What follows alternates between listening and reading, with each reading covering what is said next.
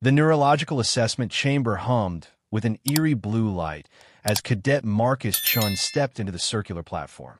Around him, representatives from 47 different species watched through reinforced observation glass, their various appendages crossed or folded in anticipation. Commander Vrelt, a towering Crothery with iridescent scales, consulted his data pad.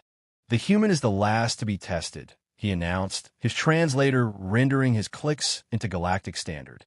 "Every species has completed the fear protocol successfully." The machine was ancient technology, recovered from the precursor ruins on Theta 9. It could scan any sentient mind and identify their deepest, most primal fear, the evolutionary terror hardwired into their species' collective consciousness. For the aquatic Delphinians, it was suffocation. For the crystalline Lithians, it was shattering force. The massive Gorath feared the cold of entropy itself. Marcus stood motionless as neural probes extended from the chamber walls, hovering inches from his skull.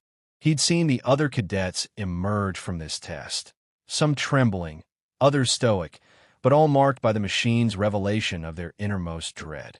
"Beginning scan," the automated voice echoed. The machine's hum intensified, its quantum processors diving deep into the human's neural pathways, searching for that fundamental fear that evolution had burned into his species' DNA. The observers leaned forward. Humans were relative newcomers to the Galactic Coalition, and their psychology remained largely enigmatic. Minutes passed. The hum grew louder, almost frustrated. Then silence. The printer attached to Commander Vrelt's console whirred to life, spitting out a single sheet. He stared at it, his scales shifting to a confused purple. This cannot be correct." "What does it say?" asked Cadet S.H. Lara, a four-armed Nexian. Vrelt held up the paper. In bold, unmistakable text, "Unknown." Murmurs rippled through the observation deck. The machine had never failed. Not once in 3,000 years. "Run it again," Vrelt commanded. The chamber reactivated. Marcus remained still, his breathing steady, as the neural probes swept through his consciousness once more. The machine processed, calculated, analyzed, and produced the same result. Asterisk, asterisk, unknown, asterisk, asterisk. Dr. Yilmaz, the human xenopsychologist, stepped forward from the observation deck. "Commander, if I may?" Vrelt gestured impatiently. "Please, explain this malfunction." "It's not a malfunction," Yilmaz said quietly. "The machine is working perfectly. It's searching for a single, unified fear, something that evolution embedded into our species as a survival mechanism. And humans don't have one." The room fell silent. Yilmaz continued. "Every species here evolved in a relatively stable ecological niche. Your fears are specific because your threats were specific. The Delphinians evolved in water, so they fear suffocation. The Lithians fear shattering because that's how they die.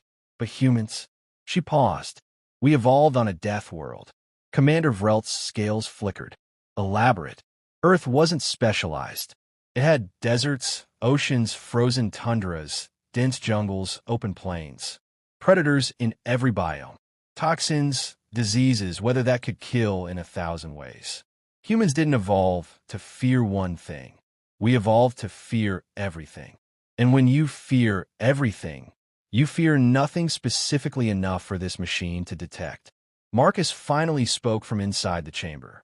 "We learned to adapt instead of specializing. We learned to be afraid and keep moving anyway." Vrelt studied the human with newfound understanding. "So what you're saying is, your species' defining characteristic isn't a specific fear, but the absence of a limiting one?" "More or less," Yilmaz replied. "We're persistence predators, Commander. We survive by being too stubborn to let fear stop us. Too adaptable to be cornered by a single threat." The commander looked down at the paper again, the word unknown suddenly carrying a different weight. It wasn't a failure of the machine.